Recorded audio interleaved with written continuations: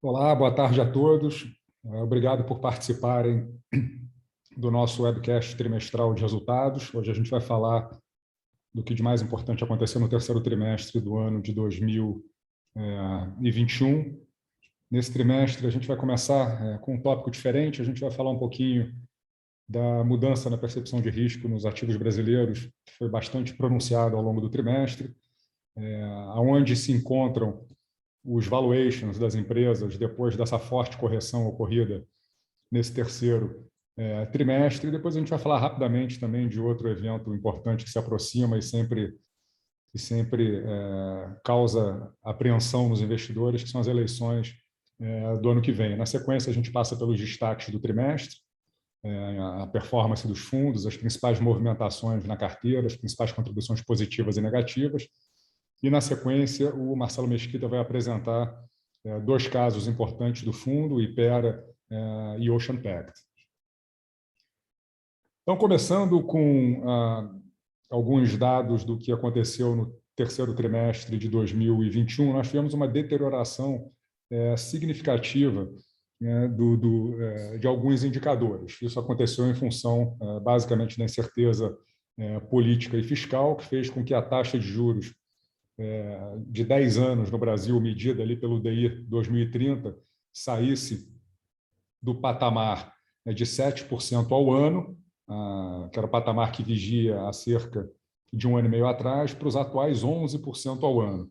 E a inflação implícita nesse juro futuro é hoje uma inflação de mais de 6% ao ano, comparado com 4% ao ano, que é o que nós tínhamos implícito nos DIs de 2030, ali no final do ano de 2019, começo do ano de 2020. Então, foi uma deterioração significativa no nosso juro de longo prazo, em função de uma preocupação com a trajetória da inflação de longo prazo no Brasil. A gente tinha um mercado precificando uma inflação de longo prazo de 4% ao ano, atualmente precifica uma inflação de mais de 6% ao ano. Na nossa visão, parece um prêmio de risco exagerado. A gente entende a deterioração nos fundamentos macro brasileiros, a questão política, a questão fiscal, que é delicada, mas, de fato, precificar uma inflação de longo prazo superior a 6% ao ano já parece ter grande parte desse risco precificado nos ativos, principalmente taxa de juros longa. E, evidentemente, que taxa de juros longa impacta o preço das ações. O preço das ações, o valor justo das ações, nada mais é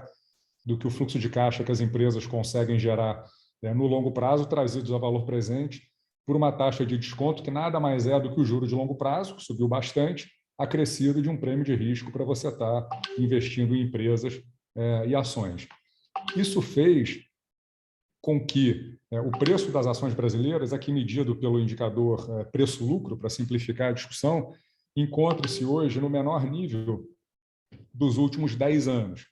No fechamento do terceiro trimestre de 2021, a gente tinha ali o PL médio do Ibovespa em torno de 7 vezes, isso é praticamente 2 desvios padrões abaixo da média histórica de 11 vezes e meia, 12 vezes lucro, que é o que o Ibovespa negocia normalmente. Outro indicador interessante é que, com essa queda recente das ações, o dividend yield médio das empresas que compõem o Ibovespa também atingiu o maior patamar dos últimos 10 anos, superior a 6% ao ano. Hoje nós temos empresas na carteira, empresas bastante líquidas, como o B3, por exemplo, que negociam com um dividend yield de 7%, 8% ao ano, que é bastante interessante na medida em que você tem toda a perspectiva de crescimento dessas empresas, enquanto você espera, você está carregando esses investimentos recebendo um dividendo aí de 8% ao ano sobre o valor investido. Uma outra questão que adiciona um pouco de insegurança e incerteza nesse cenário já difícil é o fato da gente ter uma eleição no ano que vem, e muita gente pergunta se é um bom momento para estar investindo em ações, se não é um bom momento. A experiência mostra que tentar antecipar resultado eleitoral ou movimentos do mercado de ações em anos eleitorais é um exercício absolutamente infrutífero e que acaba trazendo um risco muito maior, que é o risco para o investidor de longo prazo em ações, que é estar fora do mercado numa eventual valorização do mercado. Quando a gente olha a valorização do mercado brasileiro nos últimos 10, 20, 30 anos, nas janelas realmente de longo prazo, ela costuma variar ali entre inflação mais 9% e inflação mais 11% ao ano de retorno. Só que o investidor que ficou fora do mercado nas 10 maiores altas, nos 10 dias de maiores altas, né, nessa janela de 10, 20 ou 30 anos, ele vê a rentabilidade dele acumulada no período cair à metade praticamente. Então, o risco maior é você estar fora do mercado num eventual momento de valorização. E aí a gente traz aqui alguns dados históricos, tanto de mercado americano quanto de mercado brasileiro, que reforçam um pouco essa tese. Primeiro, começando pelo mercado americano, ele desde do início da década de 30, a gente vê uma valorização consistente, independentemente do presidente ser democrata ou ser republicano. Quer dizer, ao longo dos últimos 80 anos, a valorização foi sempre consistente nas janelas de longo prazo. Assim como consistente foi o movimento dos investidores, que sempre tentam antecipar algo que a gente considera impossível de ser antecipado e é um exercício infrutífero e até arriscado do ponto de vista de geração de valor. Então, a gente observa que em todos os anos de eleição presidencial nos Estados Unidos, o fluxo de recursos para fundo de ações é inferior ao fluxo de recursos para fundos de renda fixa. E isso se inverte completamente logo um ano depois ali das eleições. Então, você tem um fluxo enorme para fundos de ações e um fluxo muito pequeno para fundos de renda fixa. Em todos os anos no mercado americano, à exceção dos anos onde você tem eleição presidencial, você tem um fluxo maior para ações do que para renda fixa. Quer dizer, é aquela coisa de todo mundo tentando adivinhar o que eleições, se proteger de uma volatilidade que naturalmente ocorre e acaba ficando fora do mercado em momentos onde o mercado pode, historicamente, até se valoriza bastante em algumas ocasiões. Esse gráfico mostra, em todas as eleições americanas que aconteceram aí nos últimos 80 anos, o que teria acontecido com o investidor que, no ano da eleição, investiu $10 mil na Bolsa Americana e ficou 10 anos investido. Então, são 19 períodos eleitorais, ali desde 1936, e é interessante notar que desses 19 períodos eleitorais, em 18 deles, o investidor ganhou dinheiro. Quer dizer, o investidor que investiu no ano de eleição e ficou 10 anos, de 19 períodos analisados, em 18 ele ganhou dinheiro. Em 15 desses 19, ele mais do que dobrou o patrimônio em 10 anos. E a pergunta que se faz naturalmente, mas isso vale para o Brasil também? O Brasil é um mercado muito mais volátil, as eleições aqui costumam trazer um estresse ainda maior. Do lado esquerdo do gráfico, a gente pode observar que, de fato, a volatilidade aumenta nas vésperas das eleições, então, a partir do segundo trimestre, mais notadamente no terceiro trimestre, a barra verde escura é a volatilidade do mercado brasileiro nesses meses em anos eleitorais, e a barra cinza é a volatilidade do mercado brasileiro em anos onde você não tem eleição. Então, você tem, de fato, um aumento de volatilidade. Mas esse aumento de volatilidade, de novo, ele não significa necessariamente retornos ruins. A gente fez uma conta e calculou qual foi o retorno médio obtido pelo investidor que, de novo, investiu em ações no Brasil em anos eleitorais e se manteve investido por 1, 2, 3 ou 4 mandatos presidenciais. E a gente chega à conclusão que, na média, em todas as janelas observadas, de 1 mandato, 2 mandatos, 3 mandatos e 4 mandatos, na média de todos os mandatos que já aconteceram no Brasil desde a redemocratização, o retorno do índice Bovespa foi superior ao retorno do CDI na média. É evidente que houve janelas onde o Ibovespa não ganhou do CDI, mas na média dos retornos em 1, 2, 3 e 4 mandatos, o retorno do Ibovespa foi superior ao retorno do CDI.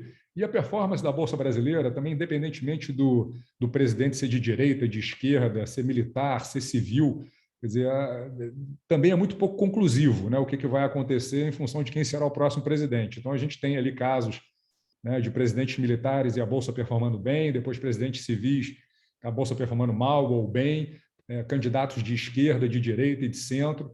Então, é muito pouco conclusivo. Então, todo mundo tenta fazer esse market timing, a gente não se considera capaz de fazer esse market timing, tem muita dificuldade de enxergar alguém que seja eficiente em fazer esse market timing em função de calendário eleitoral. Passando agora para os destaques, quer dizer, e antes de entrar aqui nos destaques, acho que 3 mensagens importantes a respeito do que foi dito até agora. Primeiro, a situação institucional houve uma deterioração nos últimos 3 meses. Na nossa visão, grande parte já está precificada pelo mercado, na medida em que o juro de longo prazo no Brasil foi para 11%. O preço-lucro das empresas negociadas na Bolsa está no menor nível dos últimos 10 anos e o dividend yield está no maior nível dos últimos 10 anos. Embora a eleição esteja se aproximando e seja um evento de volatilidade, a gente não acredita que seja prudente tentar fazer um market time de calendário eleitoral, na medida em que a gente está fazendo investimentos aqui para 3, 5, 10 anos e esses eventos eles tendem a perder bastante relevância nessas janelas maiores de tempo. O trimestre foi um trimestre bastante difícil e duro de performance, os fundos caíram 18%, o Leblon Ações 2 e os fundos de previdência que investem 100% em ações, os demais fundos tiveram quedas proporcionais ao percentual que alocam em renda variável. Então, o Leblon e Catu Previdência caindo 9% e os fundos 70% caindo ali em torno de 12% na média, num trimestre onde o Ibovespa apresentou uma desvalorização de 12,5%. As principais contribuições para a performance no trimestre foram basicamente as contribuições aqui negativas de Via Varejo, com 2,8 pontos percentuais, Grupo Pão de Açúcar com 2,3 pontos percentuais e Ocean Pact com 1,4 pontos percentuais de contribuição negativa. No caso de Grupo Pão de Açúcar, ainda é uma empresa que vem contribuindo muito positivamente para a nossa performance desde que foi adquirida pelo fundo ali no mês de abril de 2021. Nosso preço médio de entrada, ajustado pelo dividendo que a empresa pagou há 2 meses atrás, é um preço de R$ 17,70 por ação. Hoje a empresa negocia em torno de R$ 26 por ação. Ela chegou a bater 40. Na ocasião, vendemos 1/3 da nossa posição para realizar lucros, mas atualmente ela negocia R$ 26, o que significa que no terceiro trimestre desse ano, a ação do Grupo Pão de Açúcar caiu 35%, sem que nada tenha mudado no fundamento da empresa e no fundamento do nosso investimento em Grupo Pão de Açúcar, que é um caso clássico de desconto muito significativo para o valor dos ativos da empresa. Hoje, o Grupo Pão de Açúcar voltou a negociar num market cap ali próximo a 7 bilhões de reais, lembrando que só a participação que o Grupo Pão de Açúcar tem na Cenova, que é o segundo maior e-commerce da França, vale a mercado 6 bilhões de reais.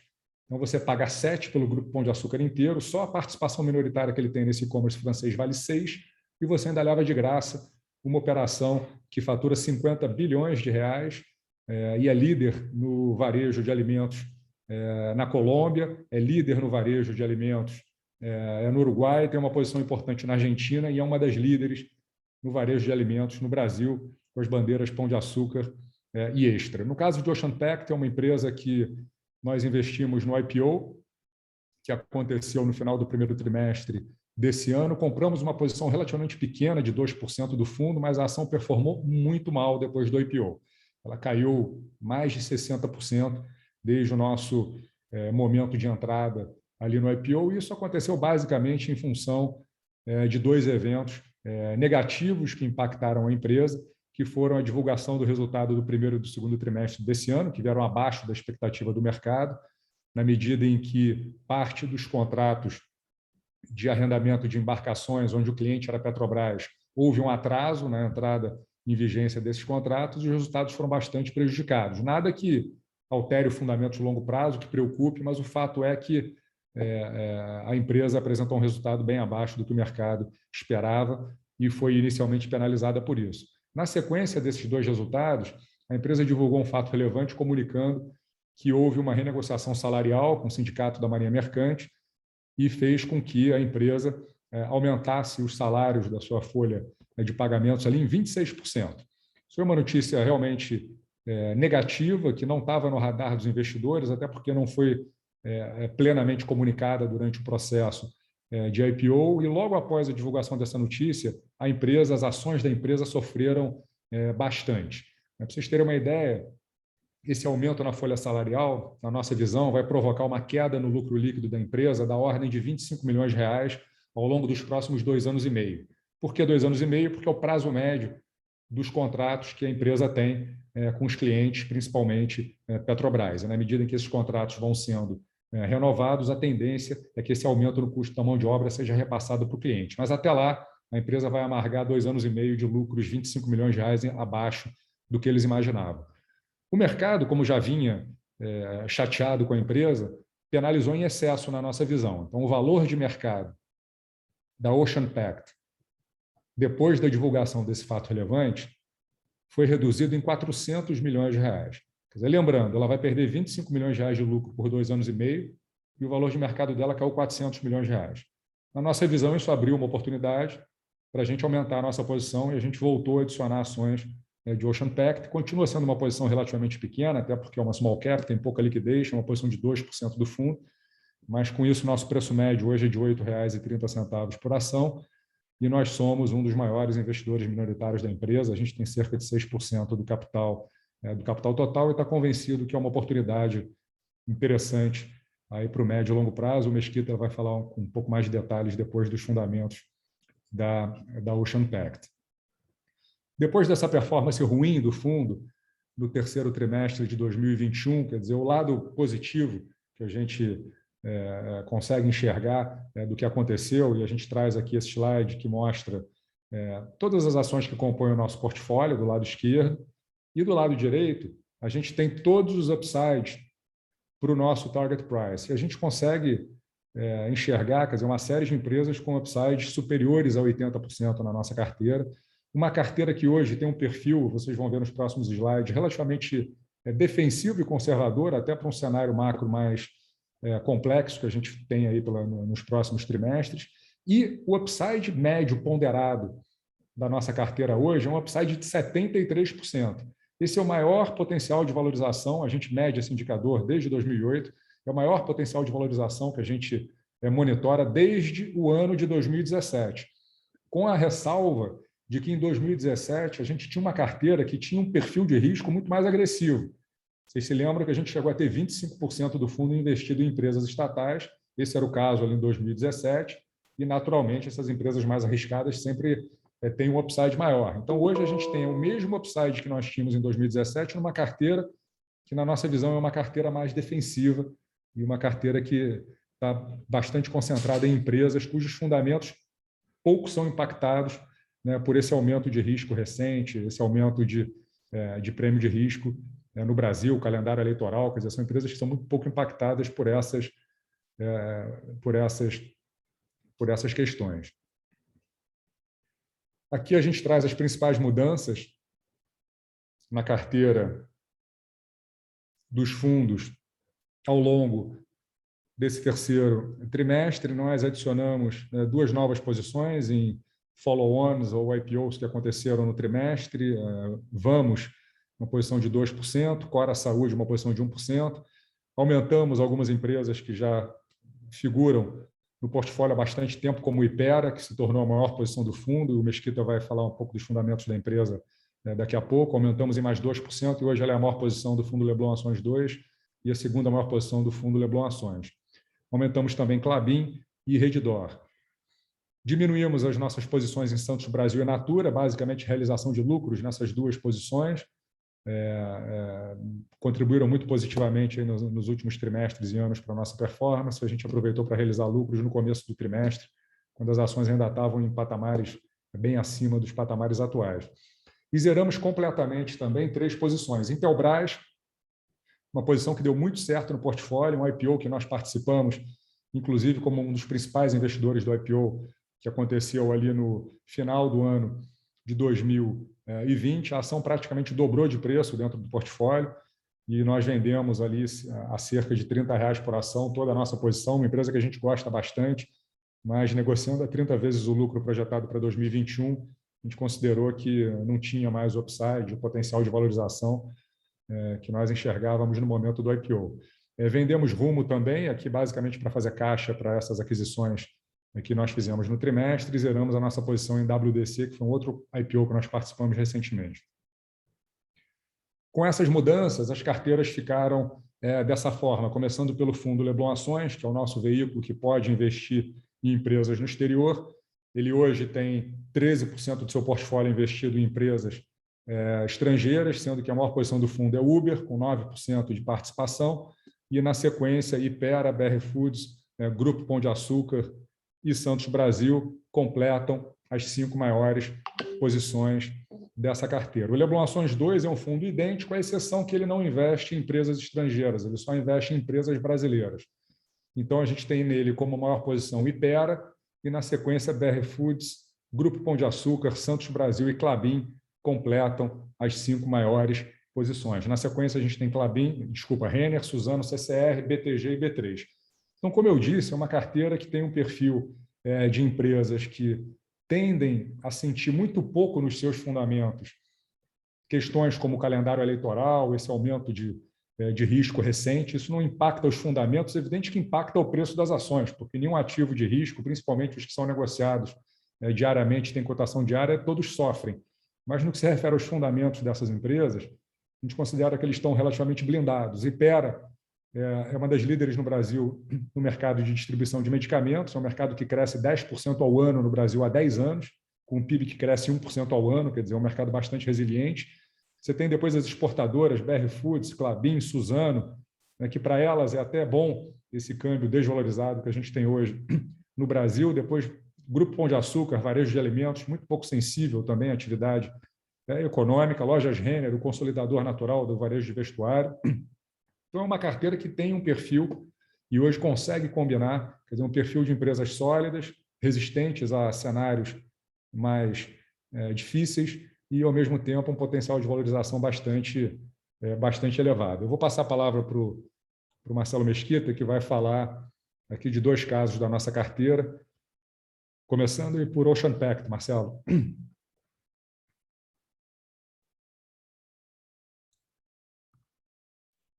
Bom dia. O caso de Ocean Pact é uma empresa onde os donos da empresa são de alto nível, quer dizer, você tem uma empresa onde os executivos têm mais ou menos 30%, 40% do negócio, depois um fundo, a Dynamo, que a gente conhece há muitos anos e respeita muito, são os donos, os controladores do negócio, que nos dá muita segurança da seriedade do grupo.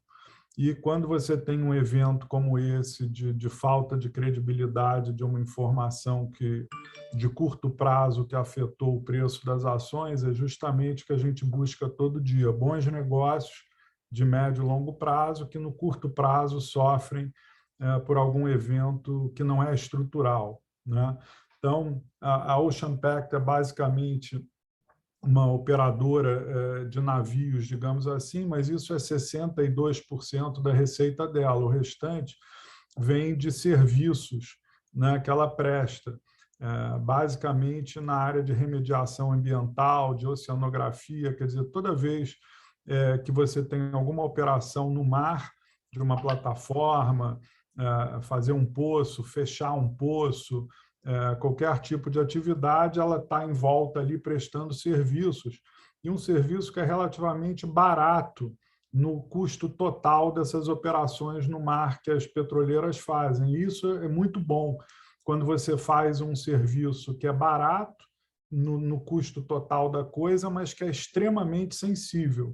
Quer dizer, se você tiver um acidente em alto mar com petróleo vazando e tal, o custo para a operadora de petróleo é enorme, de imagem, de dinheiro. Você viu que a BP quase quebrou com Macondo, e você vai pagar corretamente, digamos assim, o seu bombeiro para não ter problema num momento como esse. Então, é um business um pouquinho mais rentável e diferente, mais interessante do que só o negócio de alugar barcos, né? Além disso, esse é um setor que sofreu muito nos últimos anos com a paralisia da Petrobras, basicamente, no Brasil, mas a Petrobras se desalavancou, está vendendo ativos rapidamente em terra e em mar, e com isso você está tendo novos operadores desenvolvendo novos campos, e isso vai ajudar muito o crescimento desse setor nos próximos anos. O Brasil tem uma expectativa de, até 2029, aumentar a produção de petróleo aqui de uns 3 milhões de barris para quase 10, né? com todos esses campos que foram relicitados e a venda de ativos da Petrobras e a própria Petrobras.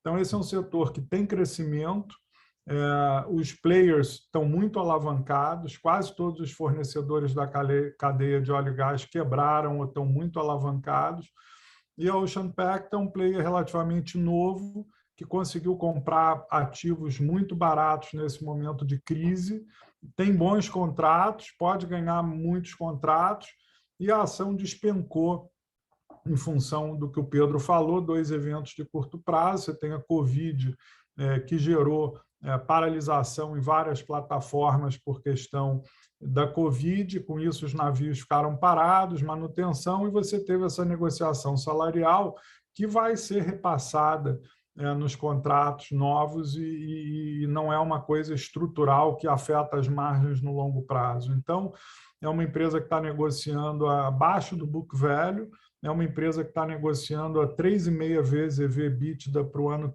de 2022, quando a gente acha que ela pode negociar no valor justo a quase 10 vezes, quer dizer, uma empresa que está aí a R$ 4,00 e podia valer R$ 15,00. É muito raro quando você vê um negócio tão seguro, tão redondo, com uma previsibilidade setorial e de management e de negócio tão grande como uma Ocean Pact, podendo triplicar. E muito desse potencial é porque é uma empresa desconhecida, fez o IPO há pouco tempo, tem pouca cobertura de analistas do mercado, e na medida que o mercado for ficando mais confortável e conhecedor do negócio, a gente acha que vai ter um re-rating aí nesse papel. O outro caso é a Hipermarcas, que mudou de nome, agora é Hypera, e a Hypera também é uma empresa, na nossa visão, muito redonda e negociando barata em função ainda de muita dúvida que resta sobre a empresa na questão da governança, na questão da leniência, que ainda não foi resolvida do controlador da empresa, que no passado cruzou um pouco a linha para ganhar alguns negócios, acelerar autorizações do governo e tudo mais, mas a gente tem visto no Brasil que essas leniências, em geral, têm sido baratas, entre aspas, e quem deve pagar isso é o próprio controlador e não a empresa.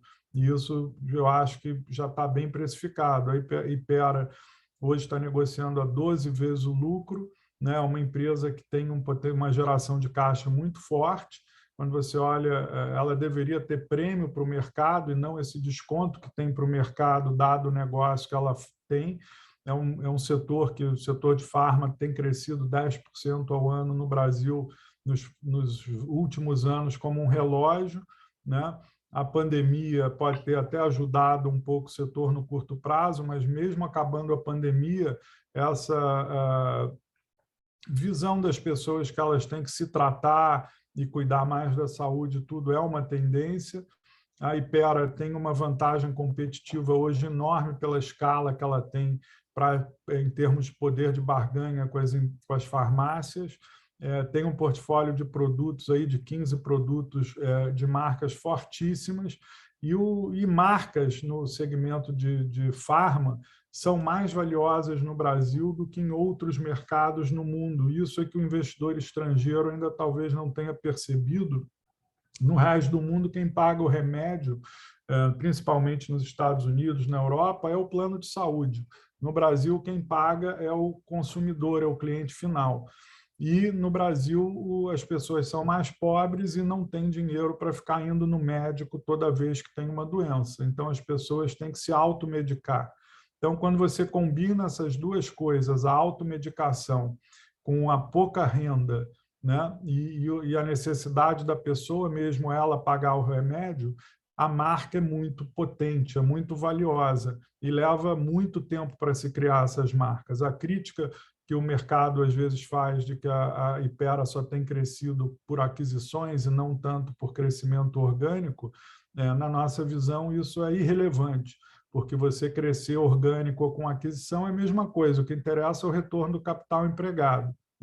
Você comprar um prédio pronto ou você construir o prédio, em geral, realmente você pode talvez desenvolver, leva muito mais tempo, mas se você compra barato, né? E ela consegue comprar barato porque ela tem muita sinergia. Ela tem o canal de distribuição que é muito valioso, né? Ela tem uma quantidade de marcas super valiosas e está a 12 vezes lucro. Ainda tem muito potencial de entrar em novos medicamentos, novos remédios. Tem uma área de inovação que está para lançar quase 400 novos produtos. E isso é um ciclo longo. Esses novos produtos eles levam quase que 4 anos. Então, o impacto nos próximos 2, 3 anos é do que foi feito há 4 anos atrás, quando ela basicamente focou em remédios e saiu dos outros negócios onde ela atuava, e vai ter uma onda agora muito grande nos próximos 2, 3 anos de novos produtos indo ao mercado. Então, a gente acha, dado o setor e a dominância dela e o valuation, um papel muito interessante. Além disso, você tem uma onda de IPOs de novas empresas do setor de farmácia a caminho, e que estão sendo avaliadas aí a 18, 20 vezes o lucro, porque são novidades e cada um conta aí a história com a sua perspectiva, tentando convencer aí as pessoas das suas próprias qualidades.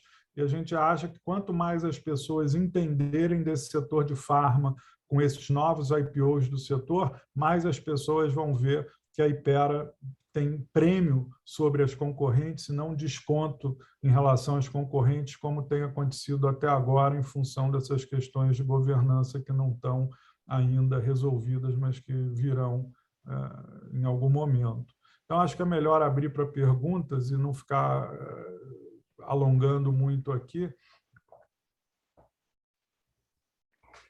Isso, obrigado, Marcelo. Agora a gente vai começar a recolher aqui as perguntas.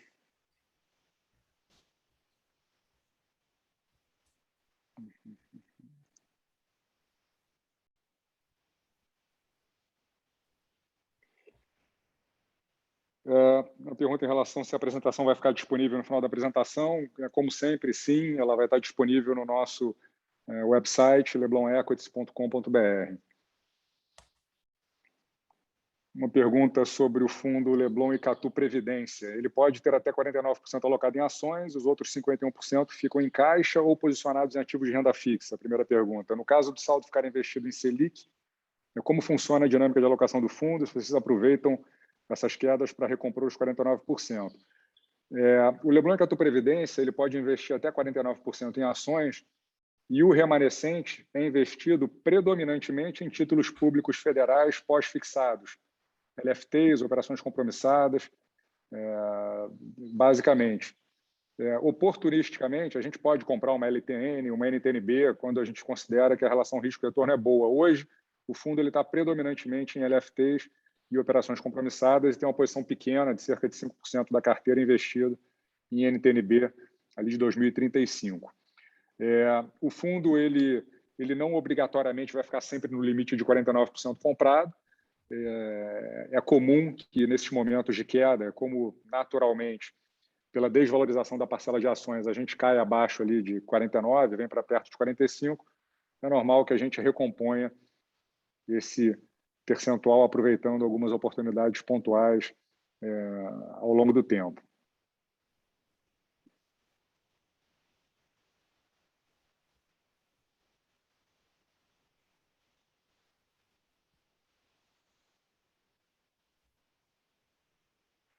Uma pergunta aqui sobre Hypera, que existe uma nota no relatório de auditoria da Hypera sobre corrupção. Como é que vocês analisam essa questão, Marcelo?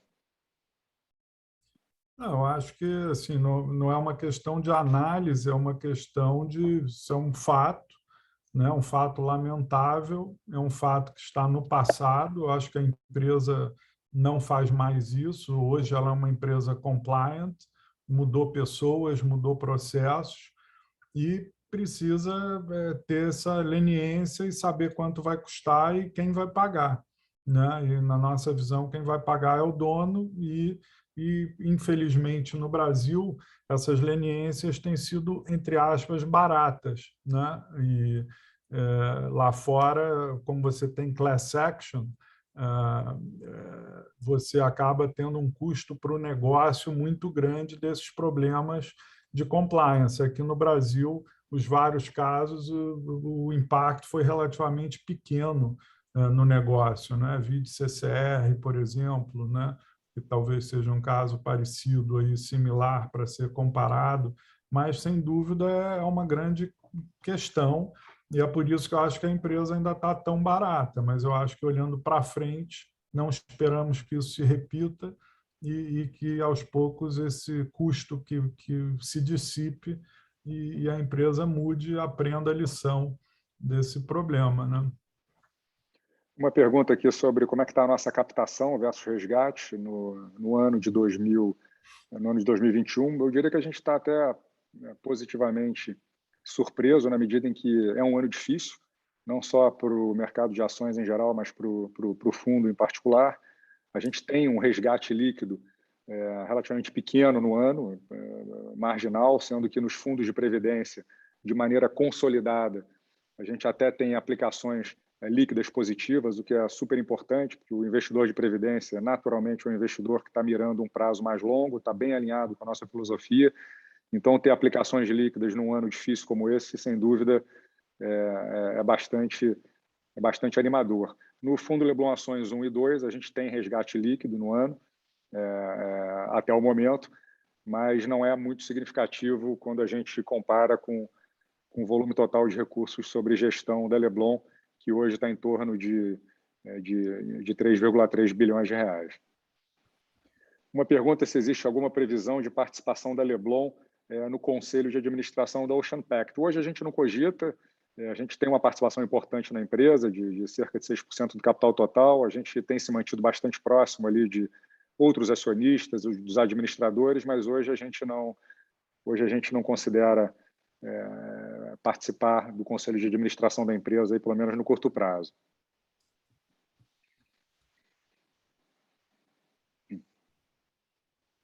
Tem uma pergunta sobre o Grupo Pão de Açúcar, que é o seguinte: quer dizer, estão claros os gatilhos para a empresa para um bom upside. Porém, quais são os maiores riscos na avaliação de vocês que podem prejudicar o desempenho do ativo? Isso é uma boa pergunta.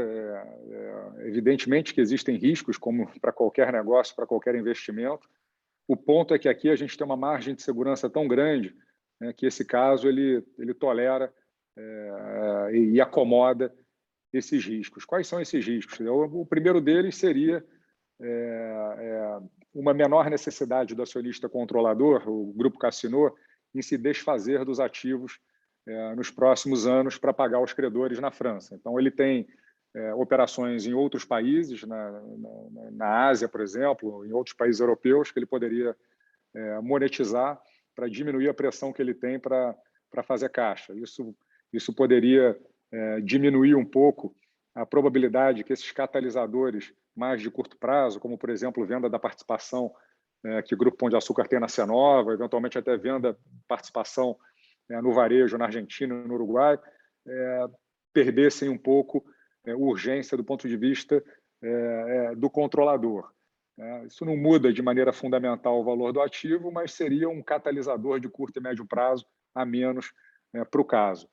Do lado do valor intrínseco, quer dizer, uma demora muito prolongada para um ajuste no modelo de hipermercados, né? Porque o Grupo Pão de Açúcar hoje no Brasil fatura mais ou menos 30 bilhões de reais, dos quais pouco mais de 40% desses 30 bilhões de reais estão na bandeira extra, predominantemente em hipermercados, que é um modelo que vem perdendo market share para o modelo de atacarejo no Brasil já há 10 anos.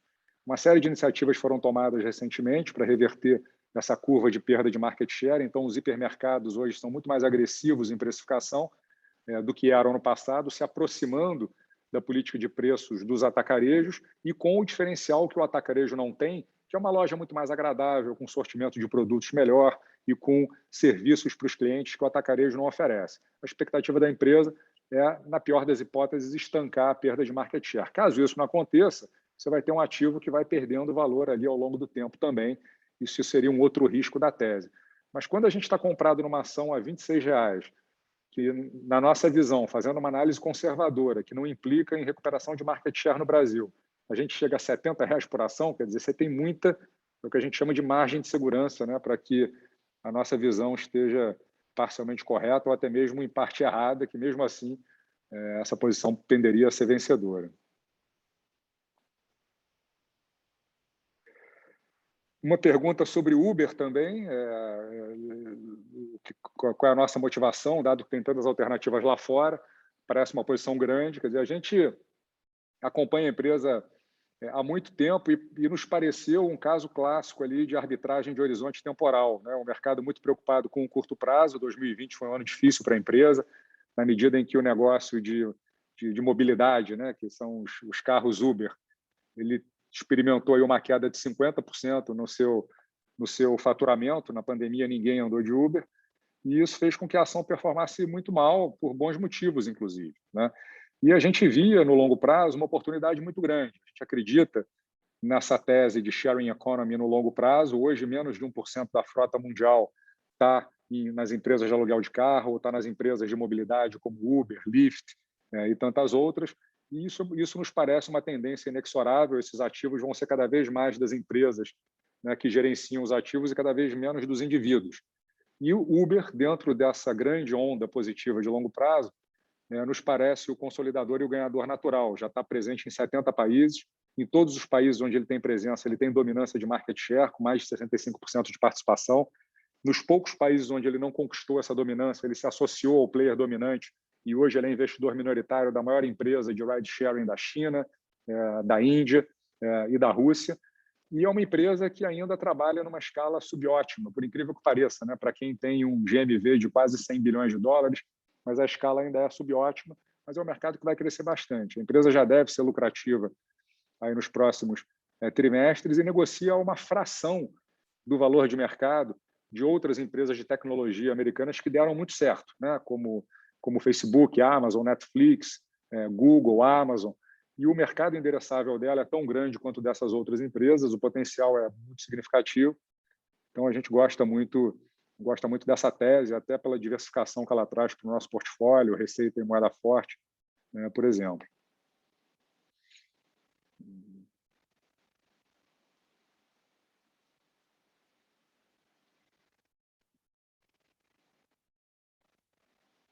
Tem uma pergunta aqui, se a Leblon, atualmente, ela está no conselho de administração ou fiscal de alguma das empresas da carteira. Sim, hoje nós estamos na presidência do conselho de administração da Priner, que é uma posição de 2% do fundo. A gente está no conselho de administração da Springs Global, que é uma outra posição de aproximadamente 2% da nossa carteira. E o Marcelo Mesquita está no conselho de administração da Petrobras, que atualmente não faz parte da nossa carteira, mas fez parte de 2016 até 2020.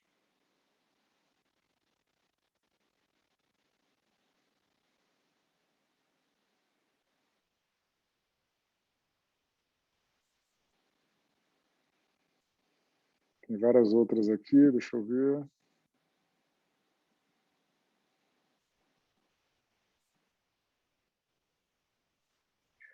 Pergunta aqui, apesar do foco no longo prazo, se existe a possibilidade de um movimento de curto prazo na carteira para mitigar ou até mesmo se beneficiar dos efeitos de um agravamento da crise hídrica, como, por exemplo, comprar Eneva. A gente está sempre atento a esse tipo de oportunidade.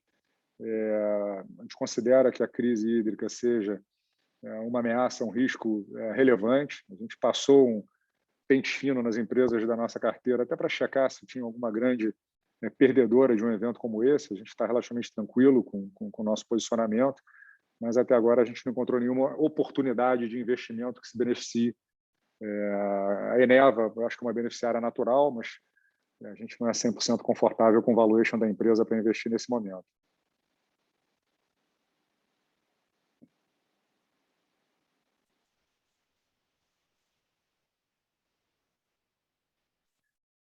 Acho que já foram praticamente todas aqui.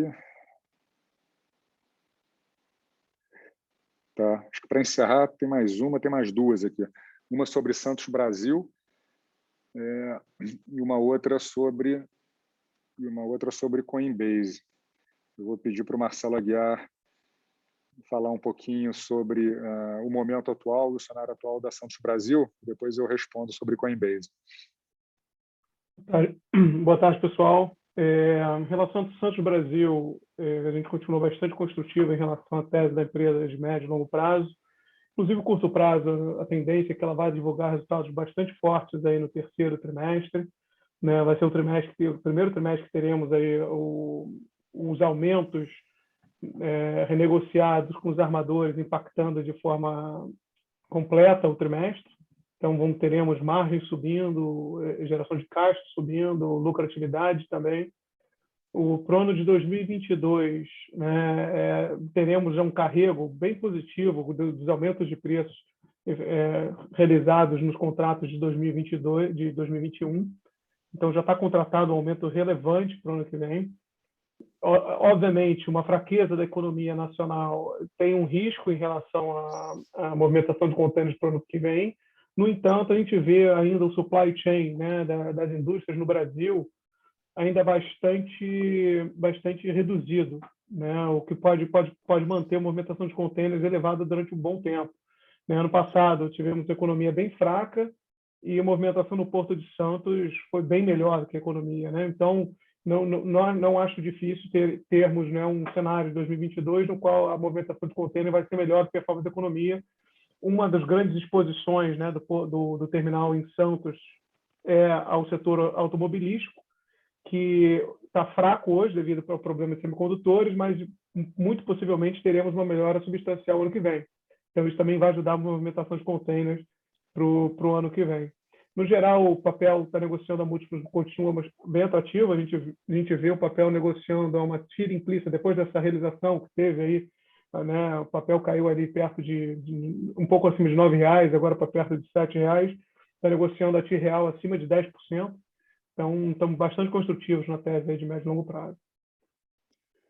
E quanto a Coinbase, a pergunta é como é que a gente vê o ambiente regulatório para a Coinbase nos Estados Unidos. Eu acho que o ponto aqui é que a gente enxerga como, contextualizando, Coinbase é uma posição do fundo Leblon Ações, que é o fundo que pode investir no exterior, uma posição intermediária para pequena ali da carteira de 3%. É uma maneira da gente participar do crescimento dessa economia cripto, que nos parece cada vez mais inexorável, sem correr o risco de uma tese ou de uma moeda específica, na medida em que a gente está investindo na plataforma, que, entre outras coisas, é uma das maiores exchanges de criptomoedas do mundo, além de prestar serviços de custódia, empréstimo e financiamento de criptos.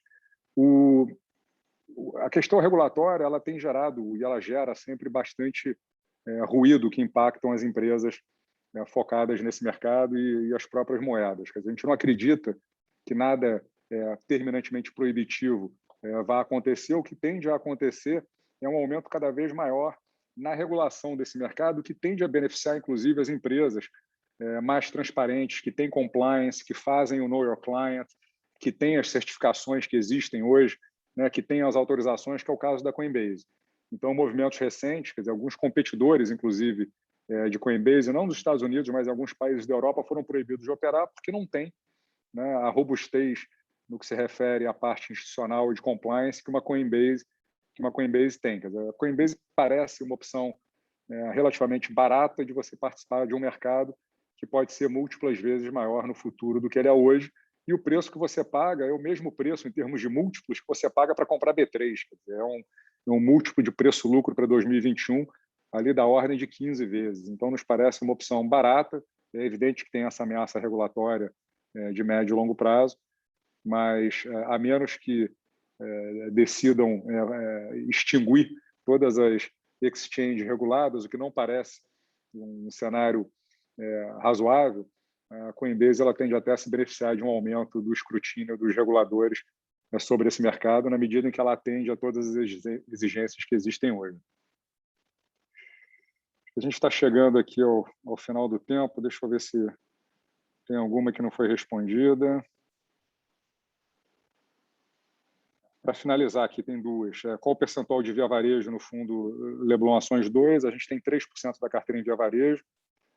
Já foi maior a posição, performou muito mal no trimestre, a ação caiu 50%, que foi exatamente o que caiu Lojas Americanas, e um pouco mais do que caiu o Magazine Luiza. O setor todo sofreu muito no terceiro trimestre.